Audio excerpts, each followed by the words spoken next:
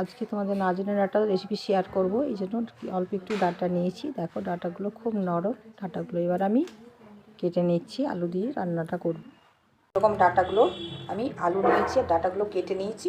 নাজনের ডাঁটা একটু আলাদা হয়, কিন্তু খেতে খুব ভালো লাগে। অল্প একটু তেল দেব, ডাঁটাগুলো হালকা একটু ভেজে নেব।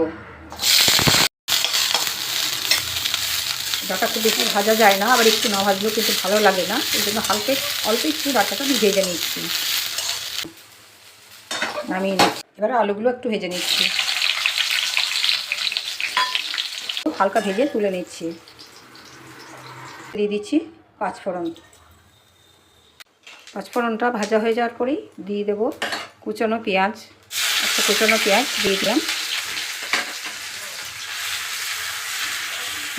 পেঁয়াজটা হালকা ভাজা হয়ে গেছে, এবার দিয়ে দিচ্ছি একটা টমেটো নিয়েছি, টমেটো দিয়ে দিলাম। আর দিচ্ছি কটা কাঁচা লঙ্কা, লবণ দিয়ে দিচ্ছি আর হলুদ দিয়ে দিচ্ছি। টমেটো নরম হয়ে গেছে, এবার বেটে রেখেছি সর্ষে পোস্ত দিয়ে দিচ্ছি। দুরকম সর্ষে আর পোস্ত, কালো সর্ষে, সাদা সর্ষে আর পোস্ত বেটে নিয়েছি।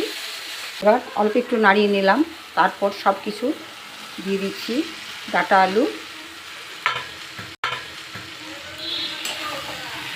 একটু কষিয়ে নেব, খুব বেশি কষাবো না, সর্ষে আছে যেহেতু বেশি কষানো যাবে না।